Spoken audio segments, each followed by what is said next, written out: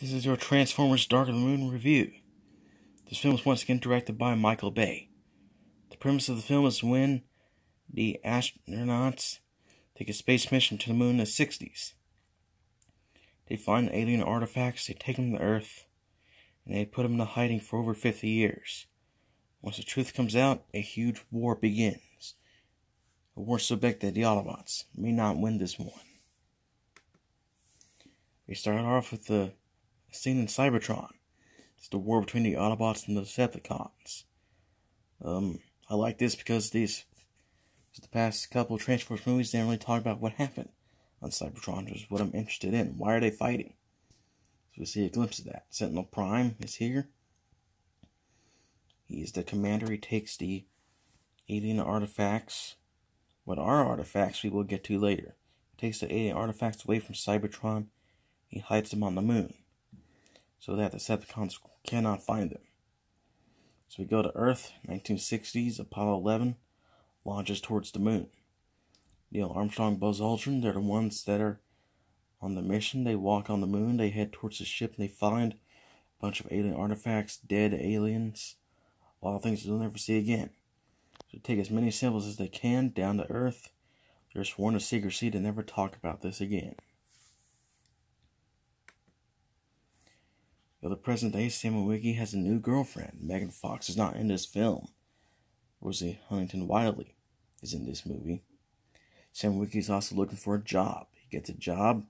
His boss is right there. John Malkovich is playing him. Bottom of your screen is Patrick Dempsey. He's in this movie. He's the one that gets Sam Witwicky his job. He makes a few phone calls. He's also his girlfriend's boss as well. We go to the Autobots doing another military operation. They're going to Chernobyl. And something that they want is there. The Decepticons want the same thing, and they're confronted by Shockwave. What they're looking for is a long-lost part of an Autobot ship. So they go to Washington, they confront Charlotte Maring. And they want to know why the government has been lying to them. Why didn't they share all the information that they knew? Why were they hiding this? Right, they lied to them, they're going to pay later on.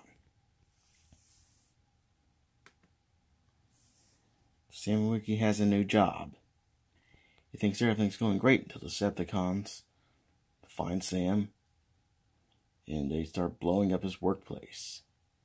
So he gets his girlfriend, they race to Washington, they find Lennox and his team, explaining to them that the Decepticons are back. At the same time, the Autobots are finding Sentinel Prime. Sentinel Prime is the commander of the Autobot ship. They go to the moon, they revive Sentinel, and there you see in your bottom screen, Sentinel Prime, the Autobots. Alright. Sentinel Prime tells them the story about the artifacts. They're called the Pillars. They're used to build a space bridge that can transport materials and weapons. The Decepticons get it. This planet will be doomed. Sam Witwicky races to find out why the Decepticons are looking for the Pillars. He teams up with Seymour Simmons, and they go tracking down a few cosmonauts. Sam Witwicky's girlfriend leaves him in this film. She wants him to make a decision.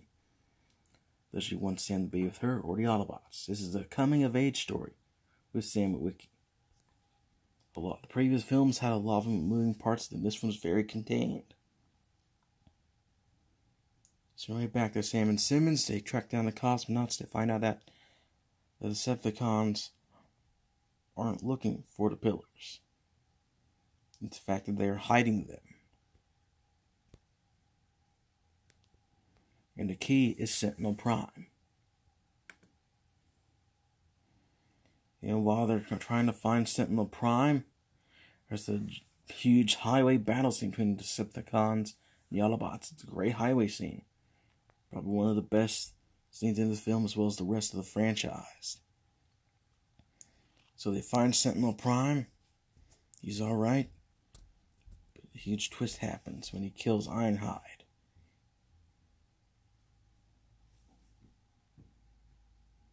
He has to make a deal with Megatron. And this whole thing has been a setup since the beginning. When Sentinel left Cybertron, he made a deal with Megatron. And they would later convene on Earth. So he kills Ironhide. And this was shocking. I expect Ironhide to get killed. I was like, whoa, he turned heel. So he takes the pillars to Megatron, and the Decepticons come to Washington DC pretty much destroy it.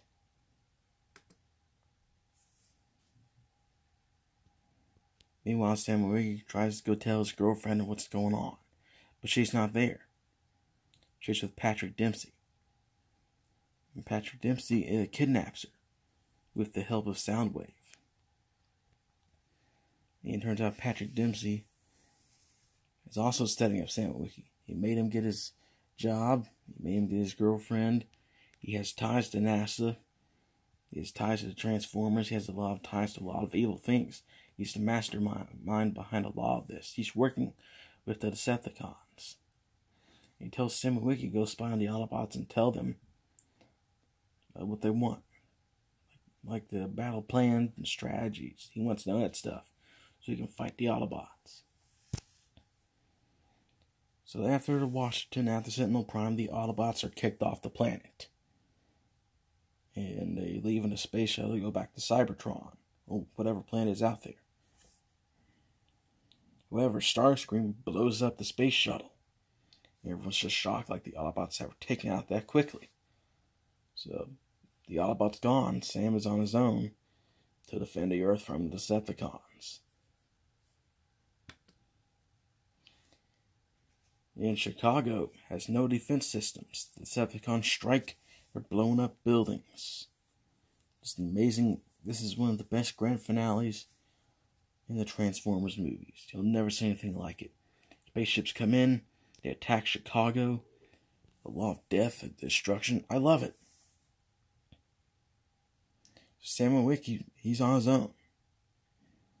He has to go to Chicago. He has to find his girlfriend. Wherever he thinks he's alone. Till the Autobots make a shocking return. They knew the Decepticons would come for him, so they hid in a separate booster rocket. So Sam Witwicky goes find his girlfriend. He meets up with the military guys. They assist him. He eventually does find her, and they have to go into this building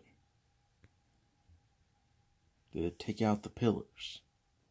But Shockwave has found their location, and he sends his snake-like Decepticon to destroy the building.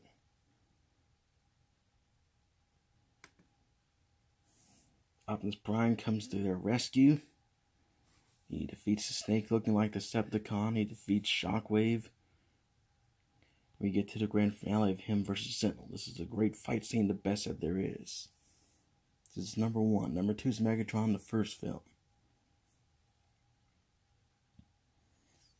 So, Optimus Prime and Sentinel, this was awesome. Sentinel Prime dominates the majority of the fight. He rips off Optimus' arm. However, Megatron comes to save Optimus, and he takes out Sentinel Prime. Megatron in this movie hardly did anything. He's pretty much Sentinel's lapdog. So the fighting moments we see Optimus Prime killing the Sentinel. Sentinel begs for forgiveness, but that's not going to work because he started the whole thing. Then Optimus Prime kills Megatron with an axe. Megatron wants to be back in charge. And Optimus says, well, it's time to find out.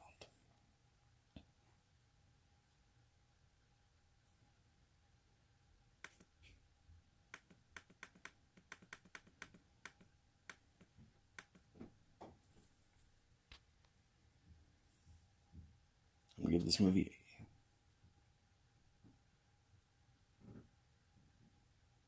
this film a 20 out of 10. A lot of action and drama, twists and turns. There were some new characters in this film like Sentinel Prime and Shockwave. The film was amazing. It was supposed to be the last Transformers movie, and they had a proper send-off. All the cast members were done. They killed off a lot of the Transformers. This is a great way to end the franchise. I remember myself crying coming out of the theater, but this one was awesome. I give it 20 out of 10. This breaks my 10 scale. So, Michael Bay did a pretty good job. This is very serious, very contained. A lot of the humor was very cut off from this movie. You had some of John Malkovich and Dr. Ken. But this film was amazing.